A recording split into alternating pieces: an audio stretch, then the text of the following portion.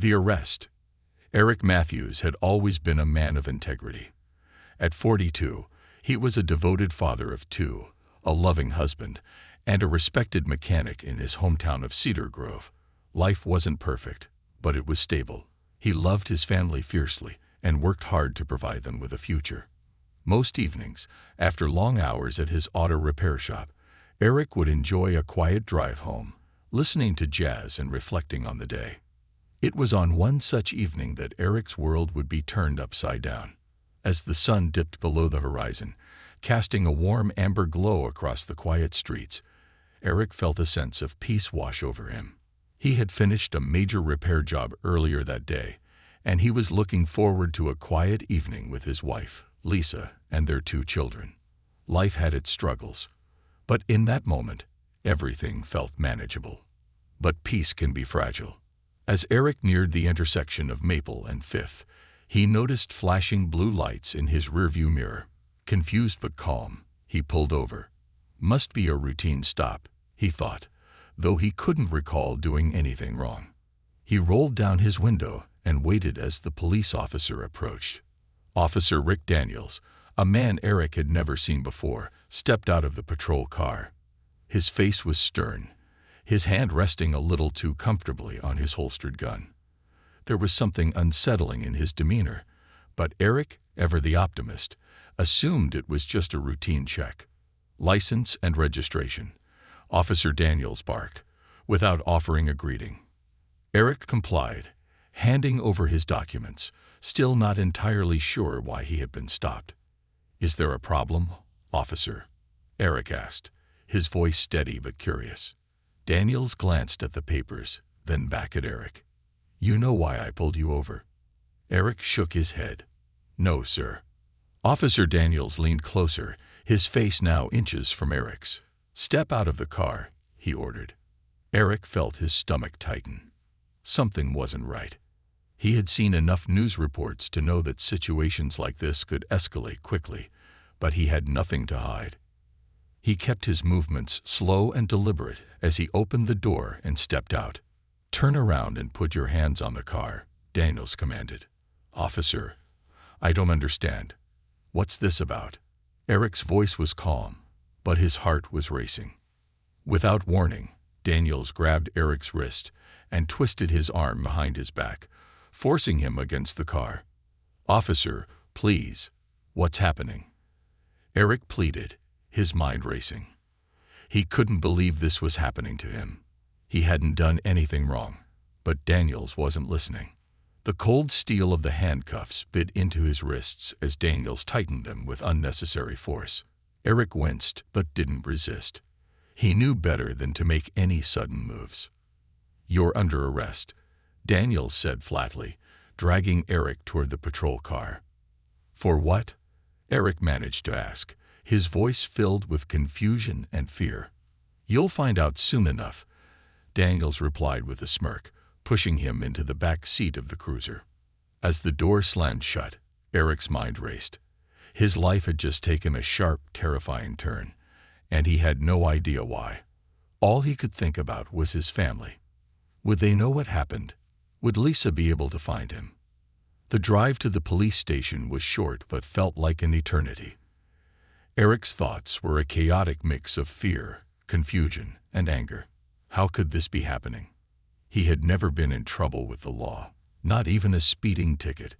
This had to be some kind of mistake. When they arrived at the station, Daniels roughly pulled Eric out of the car and led him inside. The fluorescent lights inside the station were harsh, illuminating the cold, sterile environment. Eric was processed quickly, fingerprinted, photographed, and placed in a holding cell. No explanation, no reason for his arrest. Just cold, hard steel and silence. Hours passed before anyone spoke to him. Finally, a detective entered the room, his face emotionless. "Eric Matthews, you're being charged with armed robbery," the detective said, barely glancing at Eric as he read from a file. Eric's heart stopped. Armed robbery. That's insane. I've never robbed anyone in my life. The detective didn't even flinch. "We have an eyewitness and evidence placing you at the scene of the crime."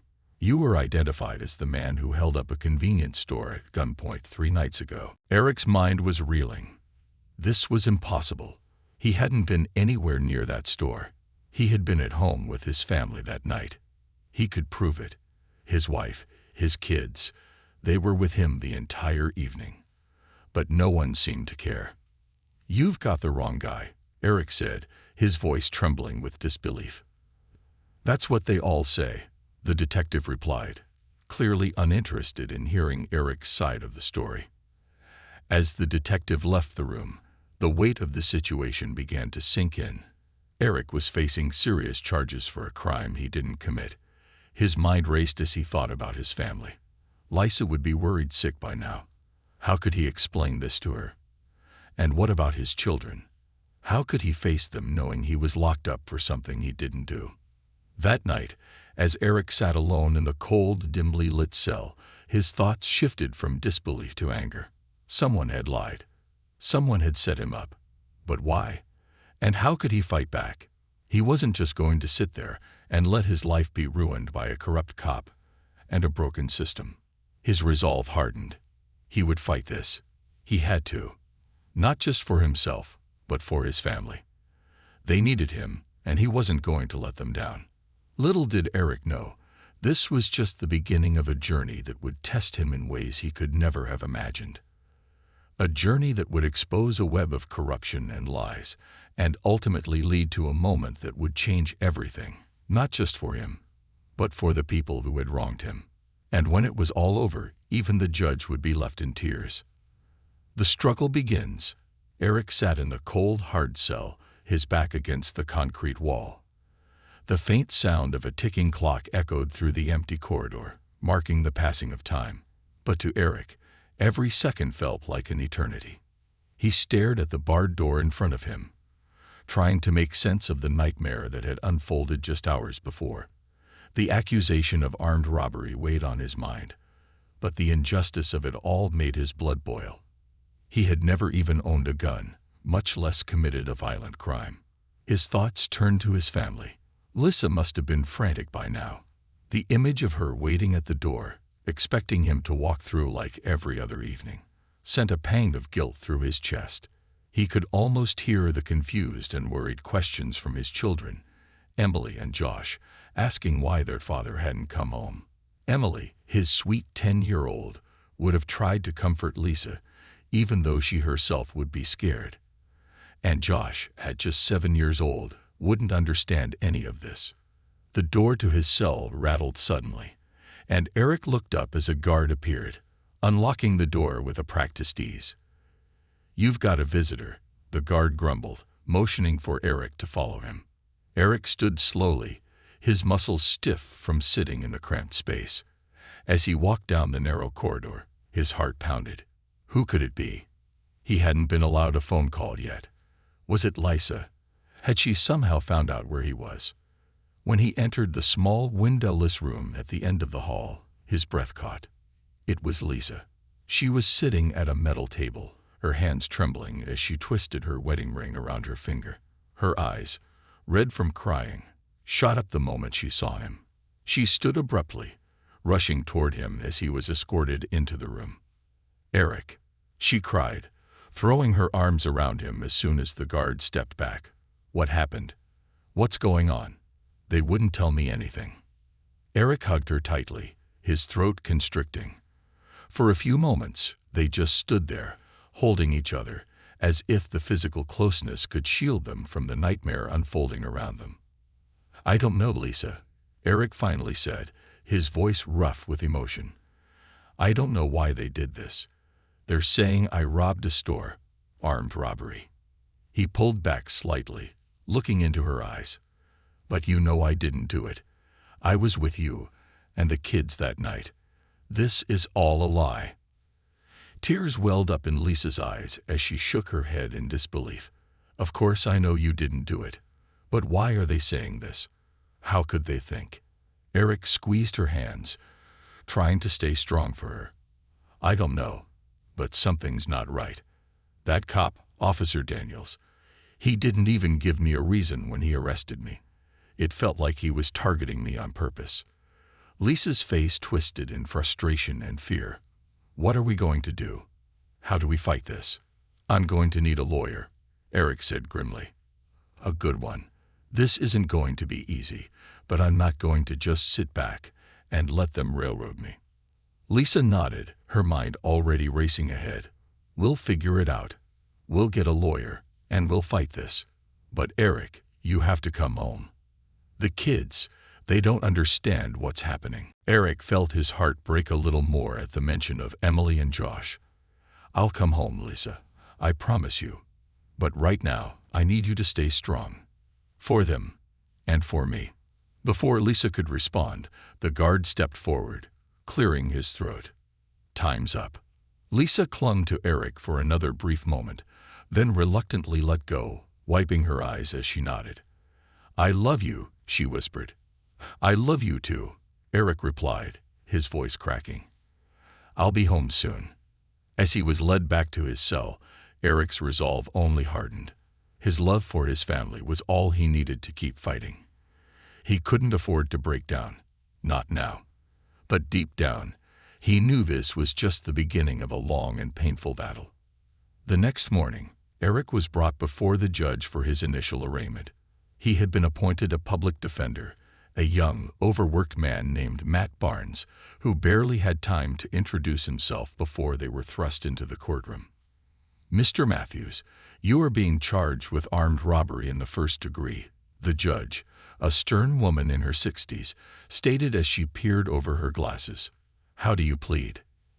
Not guilty, Eric responded firmly, his voice echoing in the courtroom.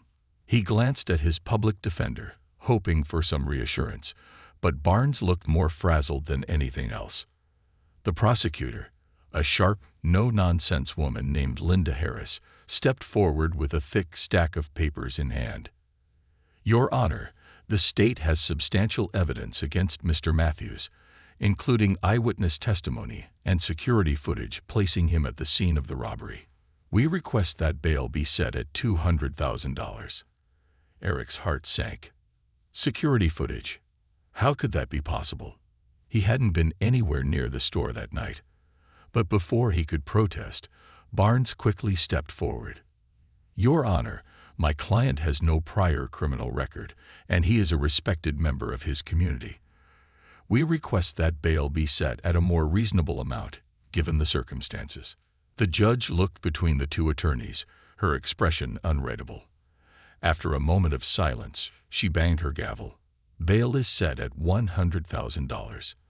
Mr. Matthews is to remain in custody until such time as bail is posted. Eric's mind reeled. $100,000. There was no way he or Lisa could come up with that kind of money. He barely heard the rest of the proceedings as he was led out of the courtroom and back to his cell.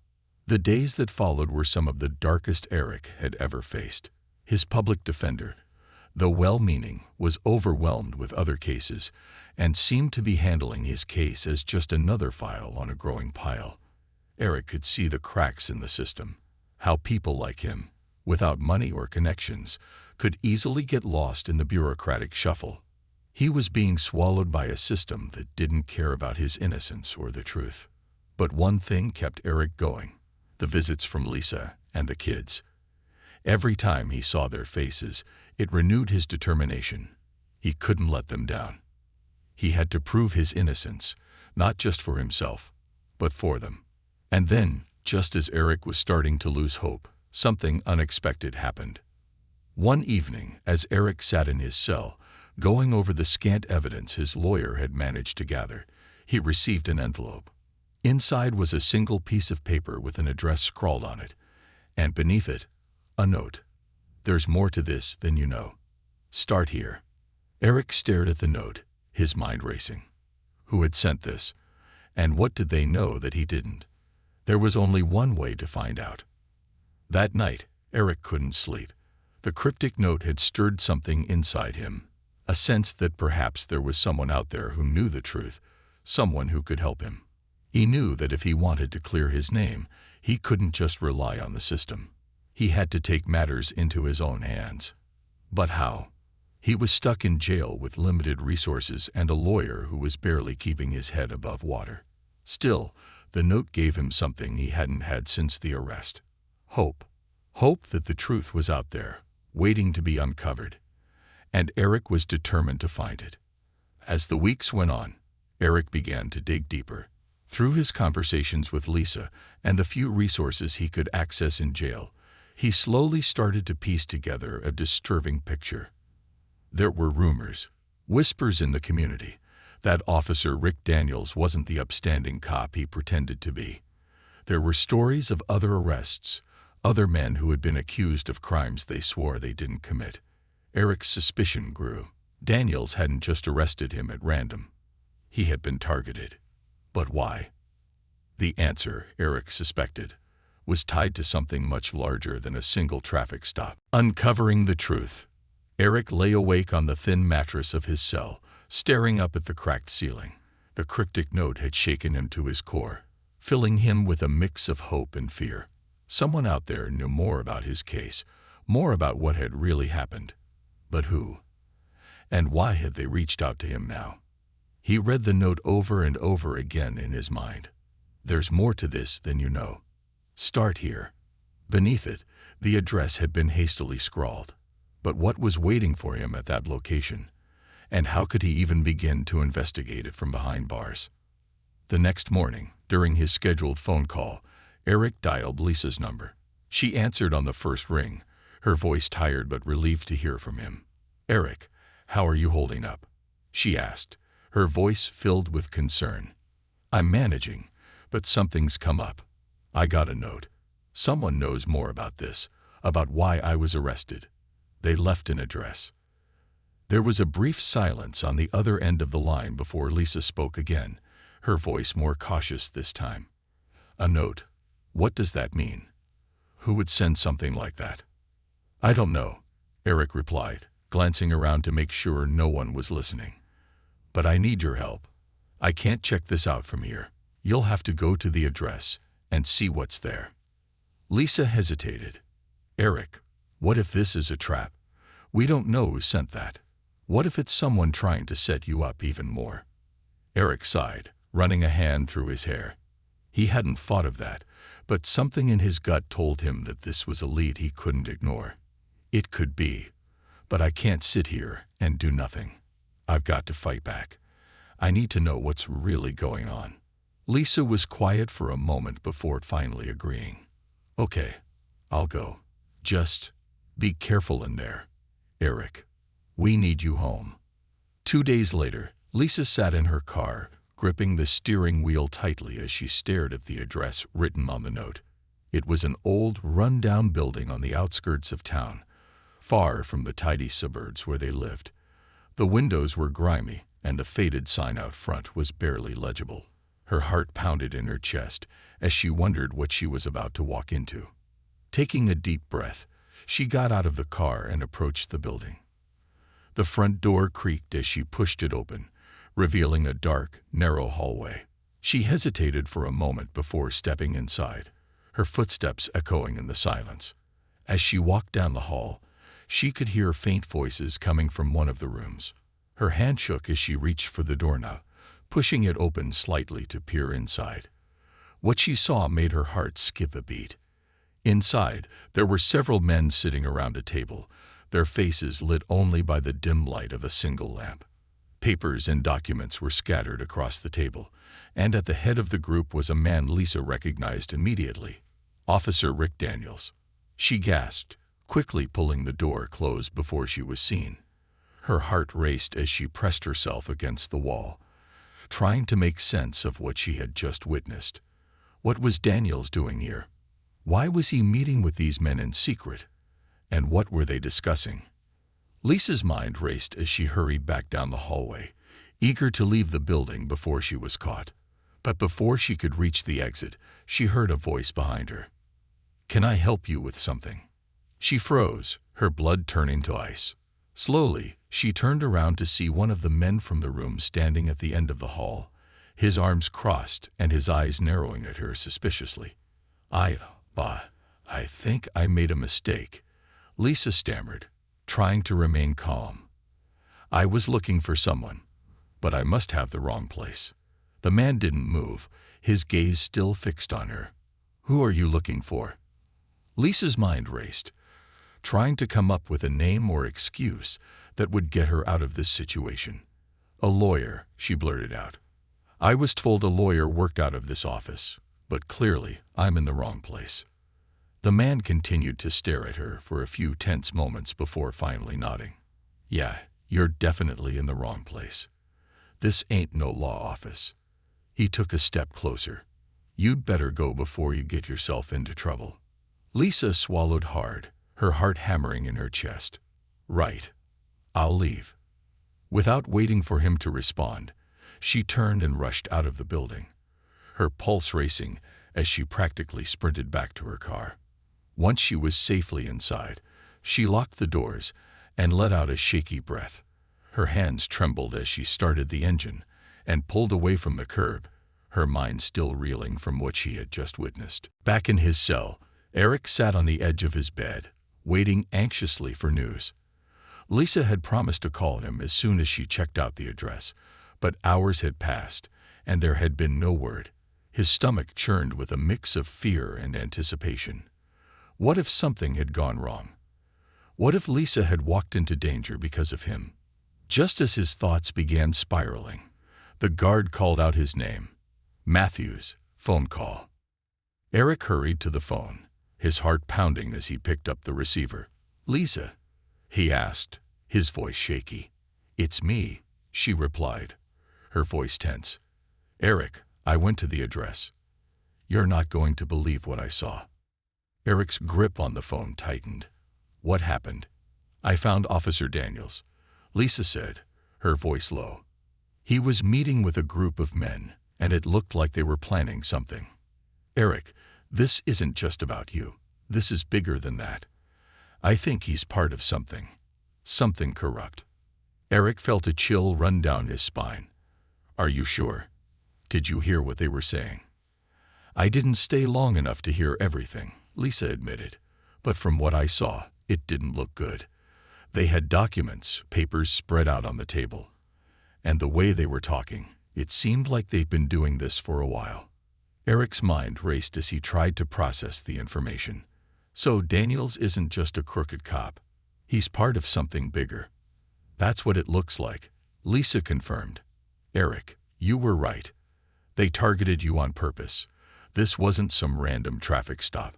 Daniels and his group, whoever they are, they wanted you out of the way." Eric's heart pounded in his chest.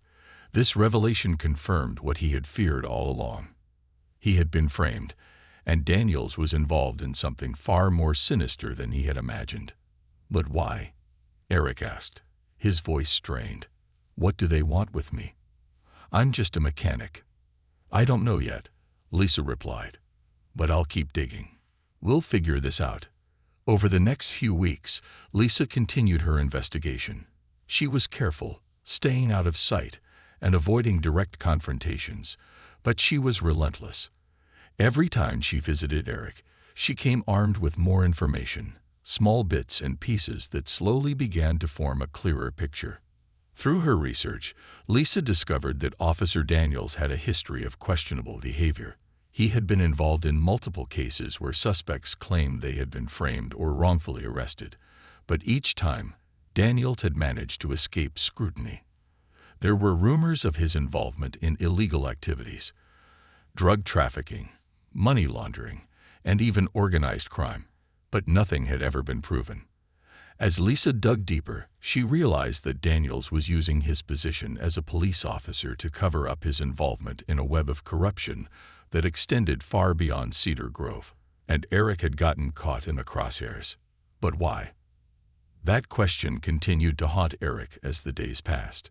He had never crossed paths with Daniels before, never done anything that would make him a target.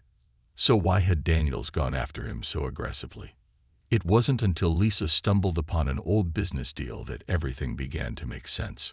One evening, during a visit, Lisa handed Eric a folder filled with old newspaper clippings and financial records she had uncovered.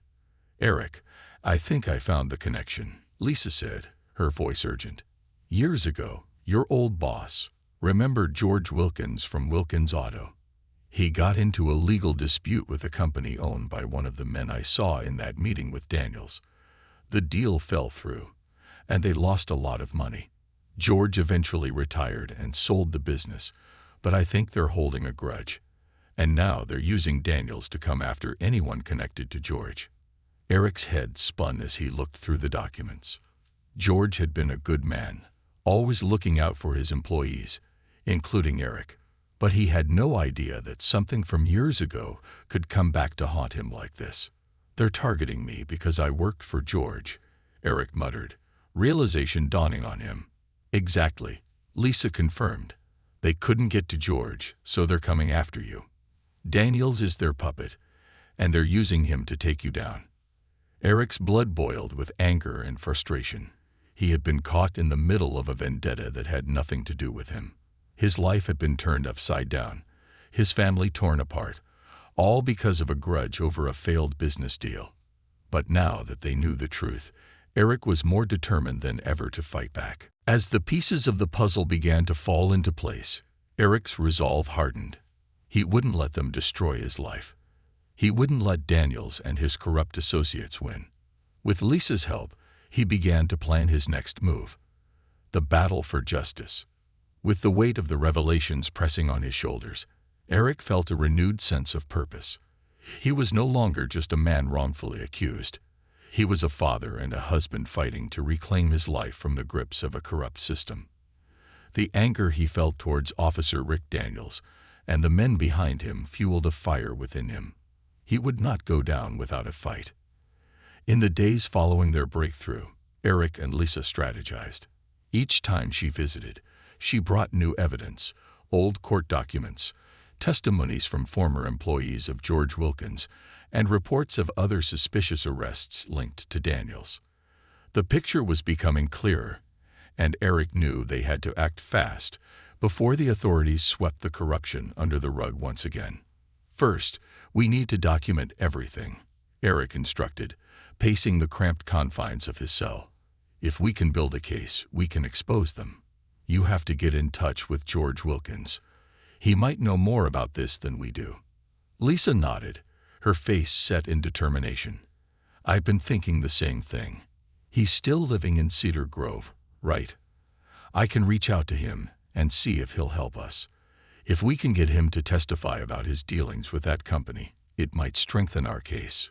"Exactly," Eric said, his voice gaining strength. "We can use George's history to show that this isn't just about me. This is about a system that's broken, where officers like Daniels can manipulate the law to suit their own needs. We can't let that happen." With their plan in place, Lisa left that day, her heart heavy but hopeful. Eric felt a mix of dread and excitement as he awaited the next visit, knowing they were about to take a significant step toward justice. A week later, Lisa returned with news. "I spoke to George," she said, her eyes bright with urgency. "He's willing to meet with us, but he's nervous. He hasn't wanted to dig up old memories, especially if they involve Daniels." "Understandable," Eric replied, running a hand over his stubble. "But if he can give us any information or back up our claims, it could be the turning point we need." They arranged to meet George at a public park where he would feel safer. Lisa assured him that Eric's situation was dire and that they needed his help to fight back against the corruption. The following Saturday, as the sun hung low in the sky, casting a warm glow over the park, Lisa sat at a picnic table, nervously tapping her fingers against the wood. Her heart raced as she watched for George's familiar figure. Moments later, an older man approached, his silver hair shining in the sunlight. "Lisa," George greeted, his face a mix of concern and curiosity. "Where's Eric?" "Inside. He's still in jail," she replied, her voice catching slightly. "But we're trying to get him out, and we need your help." George sat down across from her, the lines on his face deepening as he listened intently. "What can I do?" "Eric believes he was targeted because of the business dealings you had with that company years ago," Lisa explained. "We need you to talk about your experience, about what happened when you lost the deal. It might help show that there's a pattern of corruption that leads back to Daniels." George's eyes narrowed as he considered her words. That was a long time ago. I've tried to forget about it. It wasn't just a business deal. It was personal. I lost everything. I know it's difficult, Lisa said gently, but Eric is innocent. We can't let them win. We have to expose this corruption, and you could be the key. George took a deep breath, looking away as he processed the weight of the situation. Okay, I'll help. But I want to make sure Eric is safe. I don't want to put him in more danger. We'll take precautions, Lisa reassured him. We'll do this carefully. Over the next few weeks, they gathered evidence and testimonies, documenting everything meticulously. George shared his memories of the business deal, detailing the shady practices of the company and its connections to Officer Daniels. With each piece of information, their case grew stronger, and Eric felt a flicker of hope amidst the darkness of his confinement. In the meantime, Eric's resolve solidified. Each day in jail felt like an eternity, but he focused on his family and the fight ahead. He practiced what he would say when the time came to confront Daniels and the judge, rehearsing his lines in the solitude of his cell. Then one afternoon, just as the sun dipped low on the horizon, Eric received a visit from his public defender, Matt Barnes. "Eric," Matt said, his voice grave, "we need to talk. I've heard some troubling things about Daniels. There are whispers that he's onto you, that he knows you're trying to build a case against him." Eric felt a chill run down his spine. "What do you mean?" "Let's just say he has a reputation for being aggressive with anyone who challenges his authority," Matt replied, his eyes darting around as if he expected someone to overhear them. "I'm worried about you. If he feels threatened, he might try to shut you down." Eric clenched his fists, anger boiling within him. "He's already tried to ruin my life. He can't intimidate me into silence." Matt sighed, his expression serious. "I know, but you need to be careful. If you push him too hard, it could backfire. I suggest you keep a low profile until we have more solid evidence. You need to avoid any confrontations with him." Frustration welled up inside Eric, but he nodded, understanding the reality of the situation. "Fine, but I won't back down." Days turned into weeks as Lisa, George, and Eric prepared their case against Daniels. Each new revelation brought them closer to the truth, and Eric's confidence began to grow. They would confront the corruption head-on, and he would prove his innocence. The plan was set in motion. George agreed to testify at Eric's upcoming hearing, and with each passing day, they gathered more evidence against Daniels. Lisa's tireless research had uncovered other former victims of Daniels' misconduct, and soon they were compiling testimonies from those who had been wrongfully accused. But as the date of the hearing approached, the tension in the air grew palpable. Eric could feel it, the danger lurking just beyond the walls of his cell. He knew that if Daniels felt cornered, he would strike back. And strike back he did. On the morning of the hearing, Eric felt a sense of foreboding as he was escorted to the courthouse. The air was thick with anxiety, and as he walked into the packed courtroom, he could see the faces of those who had come to support him, friends, family, and even a few strangers who had heard about his story. Their presence gave him strength, but he couldn't shake the feeling that something was about to go horribly wrong. The courtroom was abuzz as people took their seats. Judge Linda Harris entered, and the room fell silent. She glanced at Eric, her expression unreadable, before taking her seat. As the proceedings began, the prosecutor stood and laid out the case against Eric, portraying him as a dangerous criminal who had committed armed robbery. Eric clenched his jaw, fighting back his anger as the false narrative was spun before the court.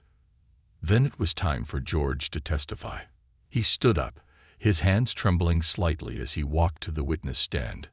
Eric could see the fear in his eyes, but there was also a glimmer of resolve. George recounted his experience with the company and the dealings he had with them, carefully avoiding specifics about his history with Daniels until Lisa prompted him.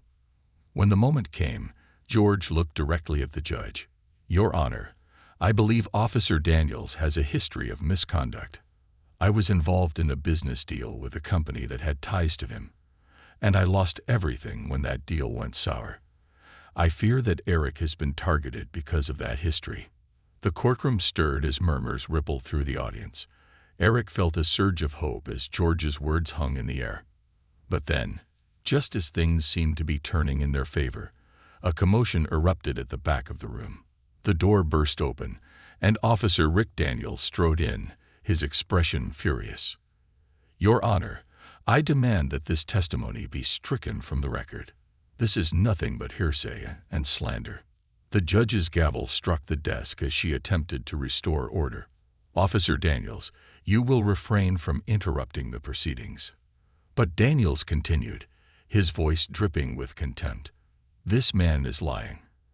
He's trying to cover up his own failures by dragging my name through the mud. He has a vendetta against me, and now he's using this courtroom as his stage.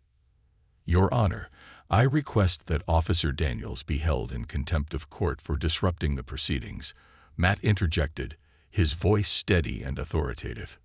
Daniels turned to glare at Eric, his eyes blazing with anger. "You think you can get away with this? You have no idea who you're dealing with." Eric met his gaze with defiance. "I know exactly who I'm dealing with. A liar and a coward." The tension in the room crackled as the judge banged her gavel again. "Order. Officer Daniels, you are to remain silent. I will not have this courtroom turned into a circus." As Daniels glared at Eric, the atmosphere shifted. Eric could feel the eyes of the audience on him, watching and waiting. He couldn't back down now. "Your Honor," he called out, his voice ringing clear, "I'm not just fighting for my freedom. I'm fighting for the truth. Officer Daniels has lied and manipulated the system for too long, and it ends here." The courtroom erupted in chaos, but the fire in Eric's heart burned brighter than ever. With each word he spoke, he felt the weight of the injustice lifting, and for the first time in years, he truly believed he could reclaim his life. As the gavel pounded once more, Judge Harris's voice cut through the noise. "Enough. I will not tolerate this disruption.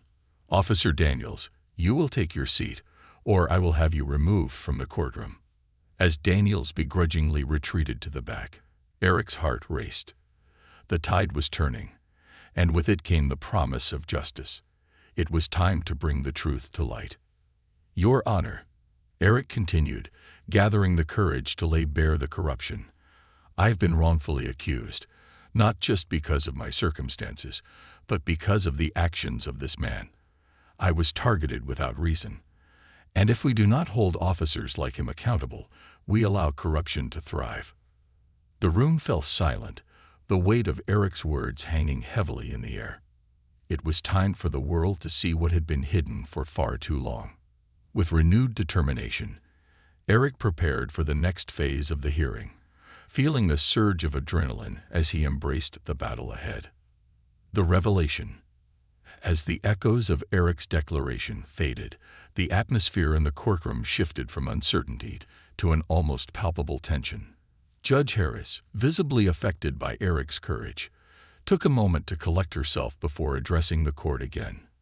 "Mr. Harper," she began, her tone firm yet compassionate, "you are making very serious allegations against an officer of the law. I need you to understand the gravity of this situation."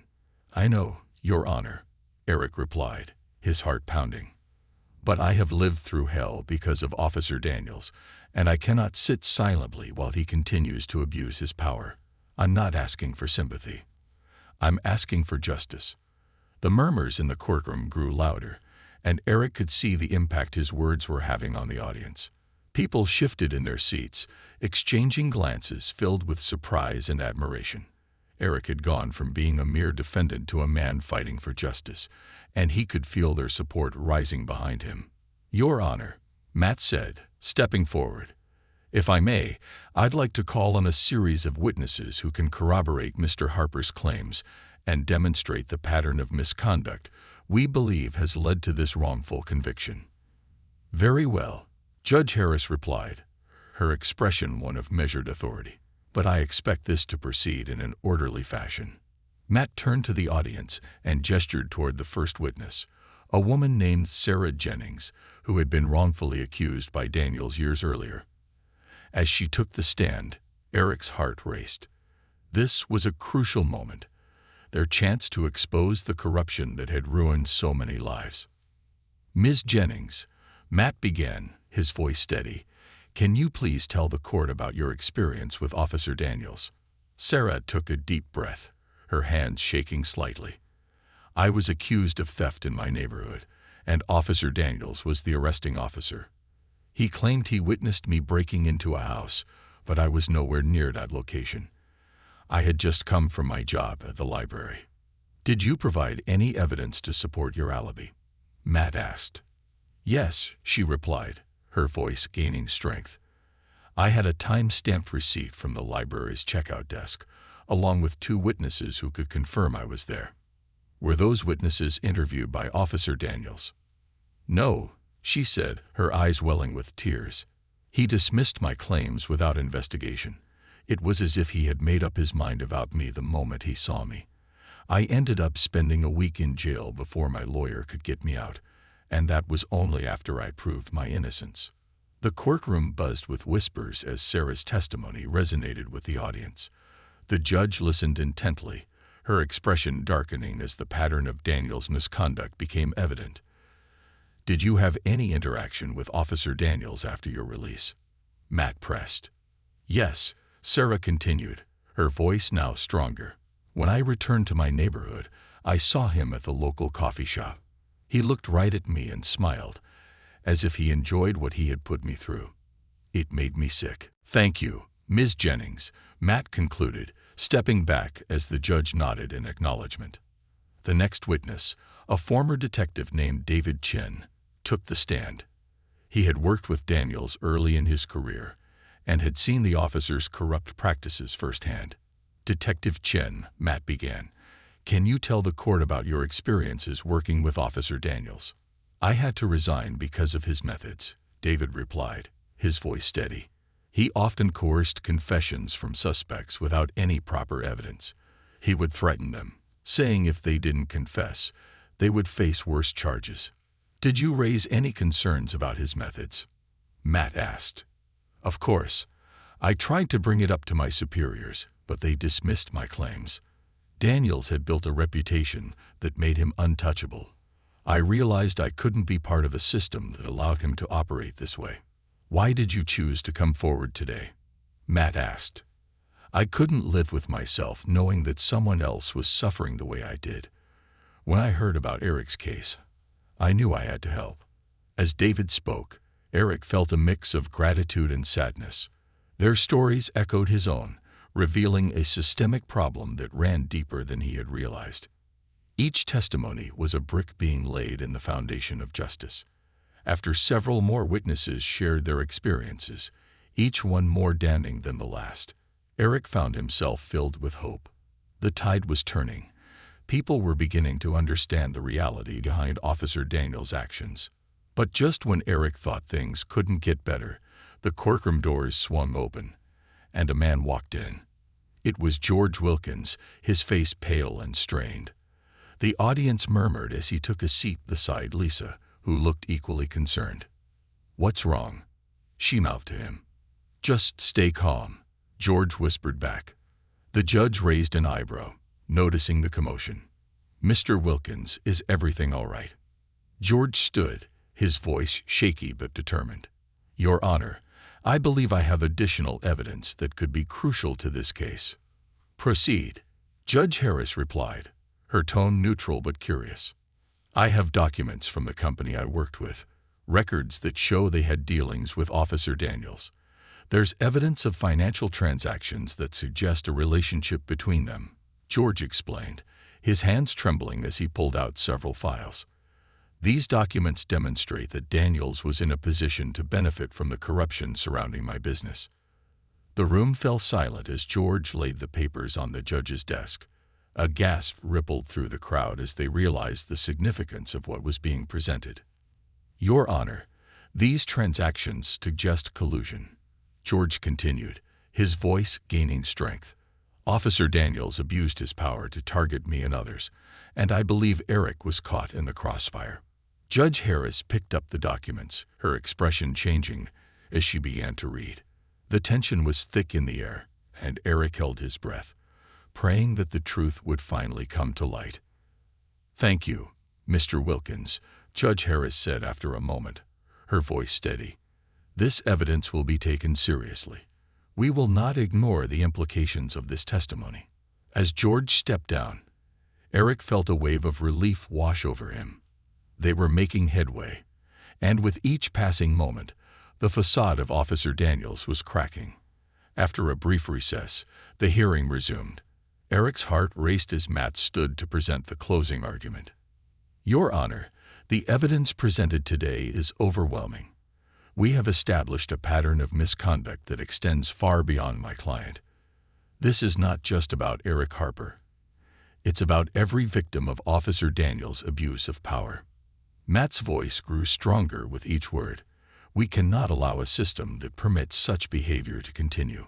If we do, we send a message that corruption is tolerated, that innocent lives can be destroyed for personal gain.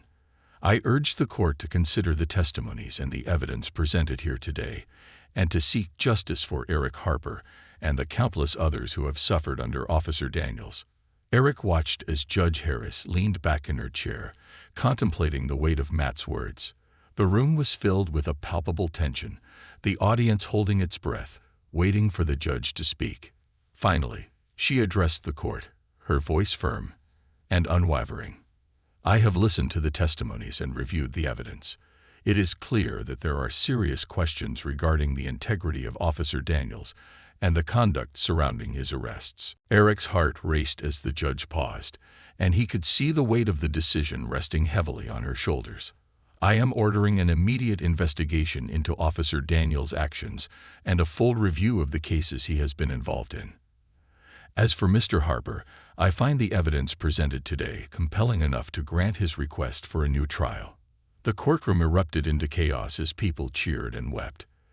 Eric felt tears welling in his eyes as relief flooded through him. This was it. This was the moment he had fought for. However, Judge Harris continued, raising her hand to silence the room. "I cannot overlook the seriousness of the situation. Mr. Harper, you will be released pending the outcome of your new trial, but I expect you to comply with all legal proceedings." "Thank you, Your Honor," Eric shouted, his voice filled with emotion. As he left the courtroom, a whirlwind of emotions flooded through him: relief, gratitude, and a fierce determination to see this through to the end. He was finally free, but the battle was far from over. Outside, the sun shone brightly, illuminating the path ahead. He embraced Lisa and George, tears streaming down his face as the weight of the past few years began to lift. "You did it, Eric," Lisa exclaimed, her eyes shining with pride. "You fought for your truth." But Eric knew this victory wasn't just about him. "This is for all of us," he replied, wiping his tears. "We have to keep fighting until Daniels is held accountable. This isn't over yet." As they walked away from the courthouse, the road ahead felt daunting, but Eric was filled with a sense of purpose he hadn't felt in years. He was no longer just a victim. He was a man on a mission, ready to expose the truth and reclaim his life. A new dawn. The days following the court ruling felt surreal for Eric. For the first time in years, he woke up in his own bed, the morning sun streaming through the curtains, casting warm light across the room. It was a bittersweet feeling.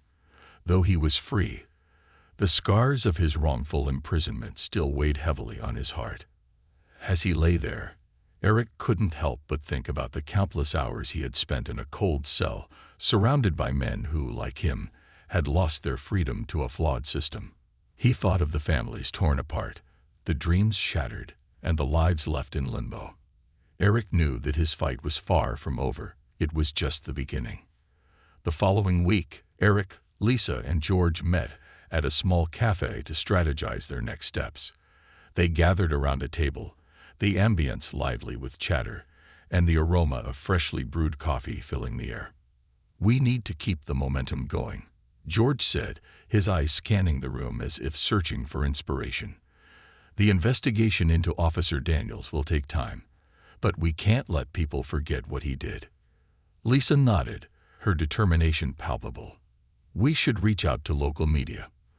The more people know about what happened, the harder it will be for them to sweep this under the rug."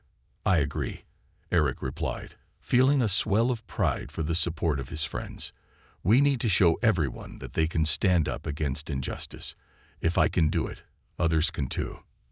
That afternoon, they set out to craft a message that would resonate with their community. They wrote press releases detailing Eric's story and the testimonies from other victims, emphasizing the systemic corruption that had allowed Officer Daniels to act with impunity. As they sent out the materials, Eric felt a renewed sense of purpose coursing through him. The following week, their efforts paid off.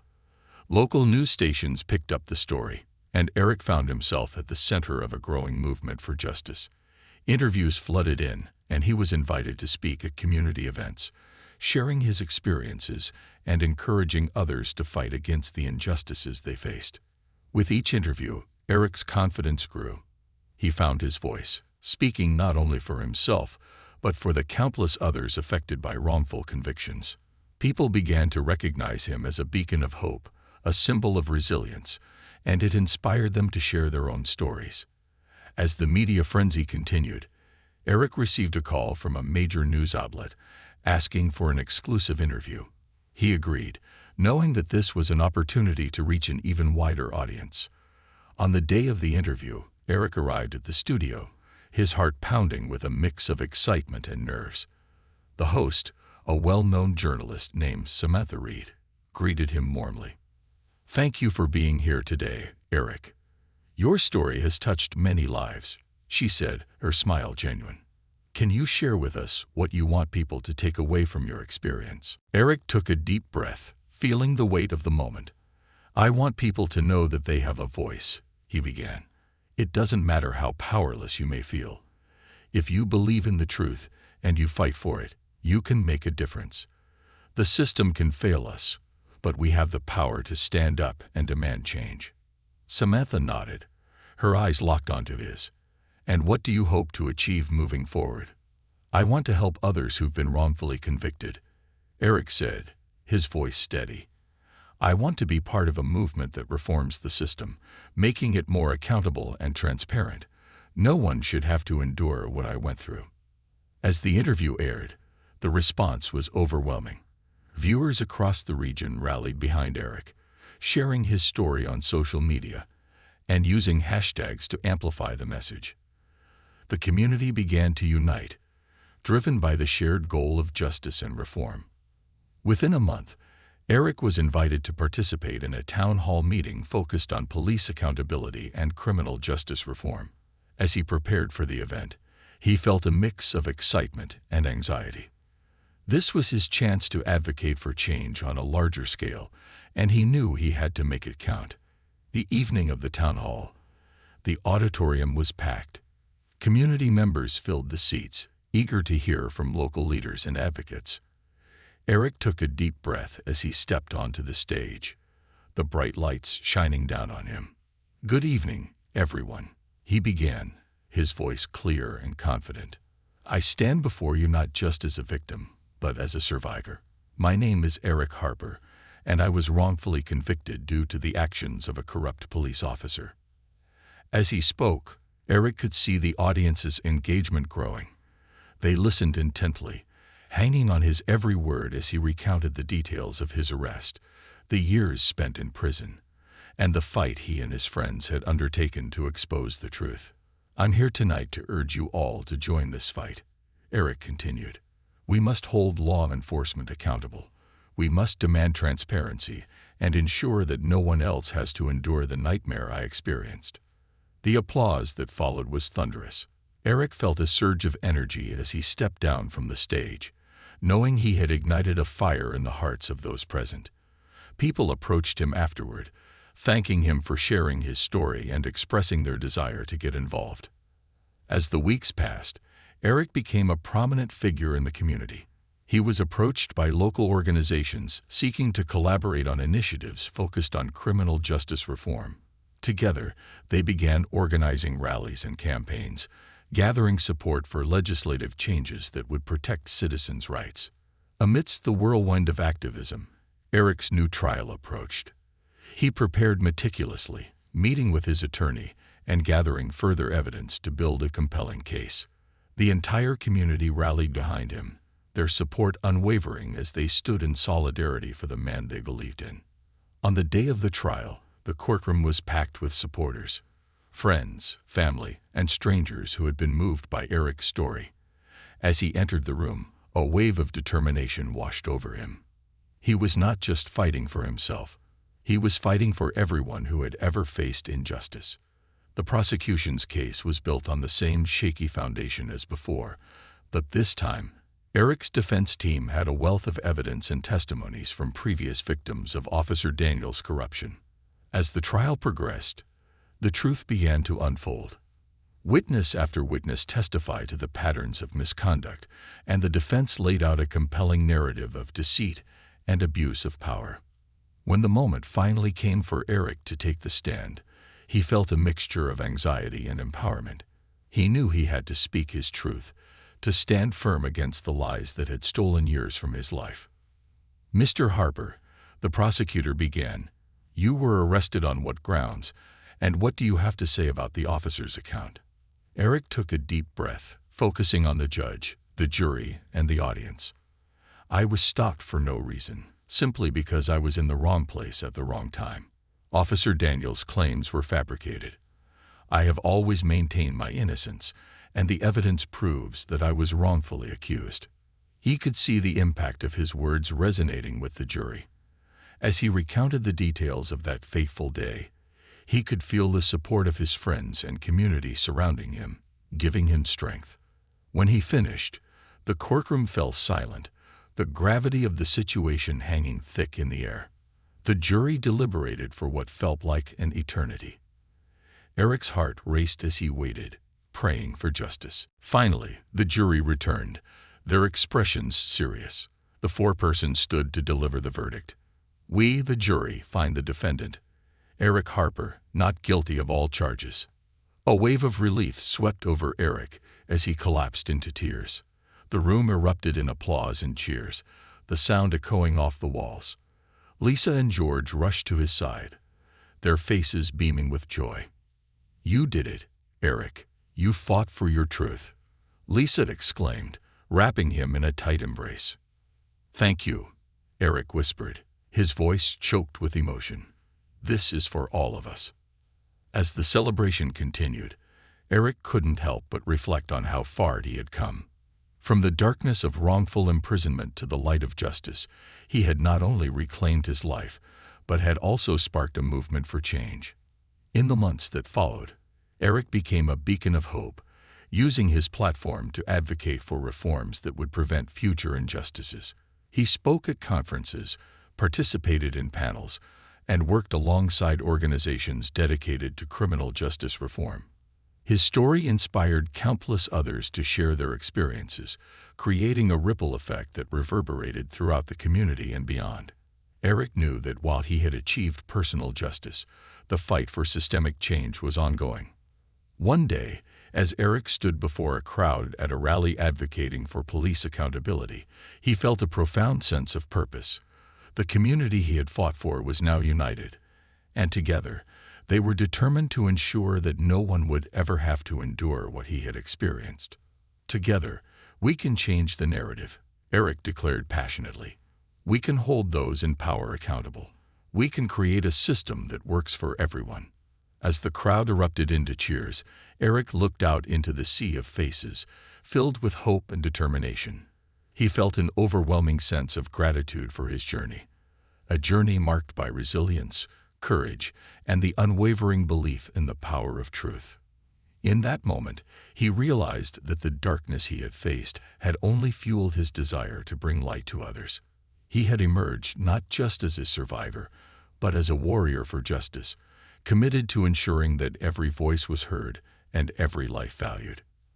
As he stood there, surrounded by friends, supporters, and fellow advocates, Eric knew that he had not only changed his own life, but had also ignited a movement that would continue long after he had left the stage. Together, they were forging a new path, one where justice and truth would triumph over corruption and despair. And as the sun began to set, casting a golden hue across the horizon, Eric Harper felt a profound sense of hope. The future was bright, and he was ready to embrace it.